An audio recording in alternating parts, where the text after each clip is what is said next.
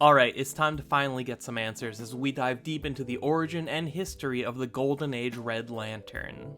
Alan Scott, The Green Lantern #4 is written by Tim Sheridan with art by Kyan Torme, inks by Jordi Tarragona, Raul Fernandez, and John Livesey, colors by Matt Hermes, and letters by Lucas Gattani. The title of this issue is Resurrection.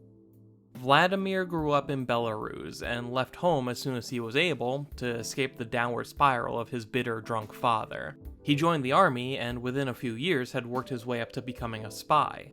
According to their intelligence network, MI8 had discovered the existence of the Crimson Flame, something that was believed to be the stuff of myths and fairy tales. But it was very real, and the United States was preparing to go and claim its power, which would give them an advantage over every other nation on Earth.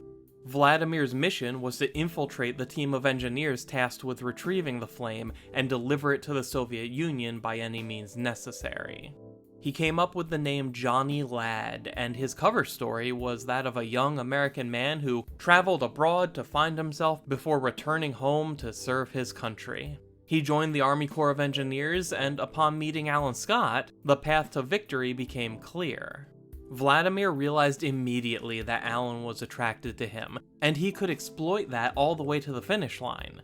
Alan came to trust Johnny so completely that Vladimir was able to do his job with very few obstacles that couldn't be smoothed over by reaffirming Johnny Ladd's love for Alan Scott.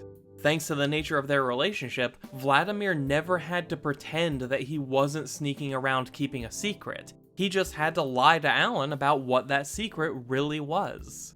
Then, on that fateful day, the Crimson Flame was captured and then thrown back into the sea when it lashed out with a fiery rage, and it pulled Vladimir down with it into the depths of the ocean where Soviet divers waited to retrieve the flame.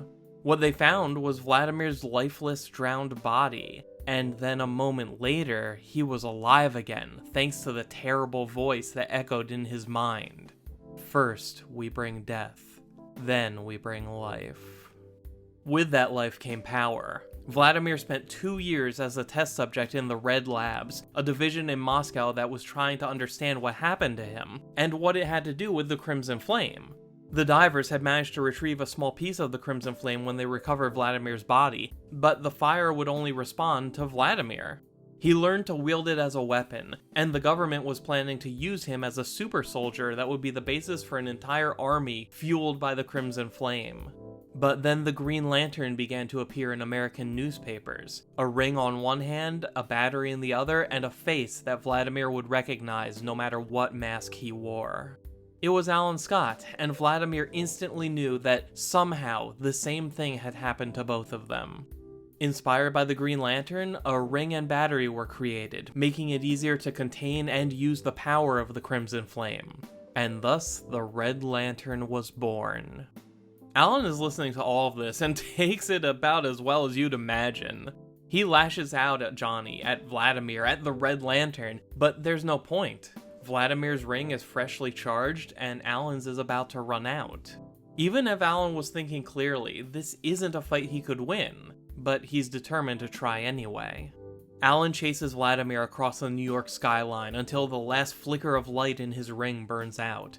Vladimir actually catches Alan in a construct bubble before he can fall to his death, which shocks Alan, not because it was an unexpected act of mercy, but because he'd never seen a construct before. A major difference between the Green and Red Lanterns is that while Alan has been left to blindly figure things out on his own, Vladimir had the best scientific minds his government had to offer studying this power for years. He knows more about this power than Alan does, and is operating on a much more advanced level. Yet, despite that, Alan still believes he can win. He asks Vladimir why, if all he wanted to do was defeat the Green Lantern, why did he kill all those men? Why specifically target men that Alan was close to? Was it out of jealousy? And Vladimir's reaction to these questions is very interesting. After learning about everything he's done to reach this point, it's clear that Vladimir's greatest strength, his most powerful weapon, is his ability to lie, to make people believe anything he wants. And in this moment, he very much wants Alan to believe that their relationship meant nothing, even that he isn't really gay. Look at this exchange. Vladimir says, I'm not like you. I have a wife now. Alan responds, does she know that you're a... And Vladimir cuts him off by saying, a what? And Alan finishes by saying, a spy. In this moment, he is raging against his own inability to make his lies real. He used to be able to make Alan believe whatever he wanted, but not anymore. Now Alan can see right through him, and what Alan sees is different from what Vladimir wants to believe. He wants to believe that his romance with Alan was just a tool to complete his mission, that those feelings were just as fake as the name Johnny Ladd. But now that they had a moment alone together, after all this time, after all these lies and death and magic flames, for a moment it all melts away, and they have a genuine connection that transcends everything they both suffered through. And that's just the moment Alan Scott was waiting for. Vladimir was overconfident, and for good reason. He had all the answers while Alan had none. He mastered the power in ways that Alan couldn't even imagine. His ring was full and Alan's was empty, and Alan was trapped inside of a crimson bubble. Vladimir had every possible advantage except for the one that really mattered. He spent years telling himself that his feelings for Alan weren't real and rejected them. But Alan's entire long, emotionally fraught journey has been about learning that those feelings are not a curse or a sin, but a source of strength, and a sign of the hero he was meant to be. Alan talks to Vladimir, to Johnny. He brings back their fondest memories, and reaches the part of Vladimir that truly did love Alan. And it makes him drop his guard. Alan sucker punches Vladimir and steals his battery. There's a nice irony to the fact that Alan is the one manipulating Vladimir's feelings as a way of taking the Crimson Flame.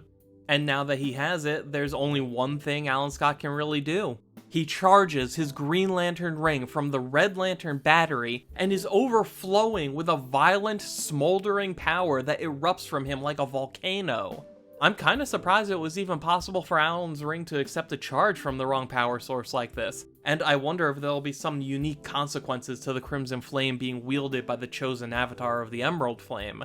Maybe this will give Alan some new cosmic insight to how his powers work. Or maybe this will be an excuse for Alan to finally let out everything he's been bottling up for all of these years.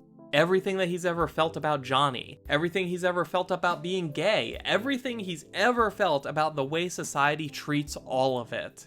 I think Alan is about to work out a lot of baggage that he's been carrying around since the day he and Johnny first met. That's it for issue 4. Now I want to know what you think. Are you satisfied with the Red Lantern's backstory? How much about Johnny Ladd was actually real? Will any of this change the way Alan feels about him? Tell me all about it in the comments, and please consider subscribing if you haven't already, because this series only has 2 issues left, and I expect them to only get bigger and crazier from here on, and I can't wait to talk about it with you. In the meantime, thank you for taking the time to watch. My name is Dan, we'll talk again soon.